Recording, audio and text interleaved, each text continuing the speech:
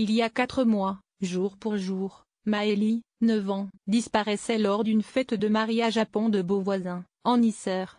Un suspect, Nordal Lelandais, a été mis en examen mais il continue de nier son implication dans cette affaire. Une marche blanche, à l'initiative des parents de la fillette, était organisée mercredi dès 15 h dans les rues de la commune.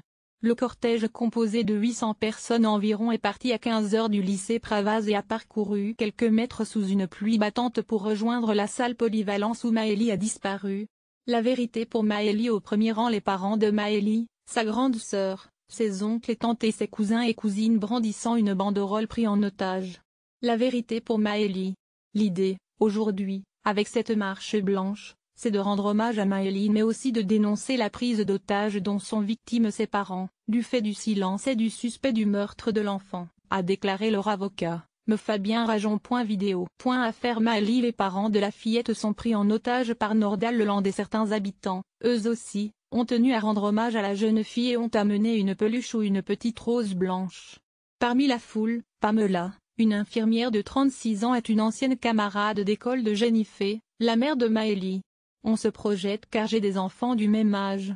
Quand j'ai compris qu'il s'agissait de la fille de ma copine, ça m'a retourné, confie émue cette habitante de Saint-André-le-Gaz-Isère. J'imagine le sentiment de culpabilité des parents. Le 5 novembre, près de 200 personnes s'étaient déjà réunies dans un parc sportif de la commune voisine des Abrais pour faire honneur à la petite fille le jour de ses 9 ans. Nordal Lelandais, ancien maître chien de 34 ans qui était présent lors du mariage, a été mis en examen à Grenoble le 30 novembre pour l'enlèvement et le meurtre de la fillette. Il nie farouchement toute implication dans sa disparition.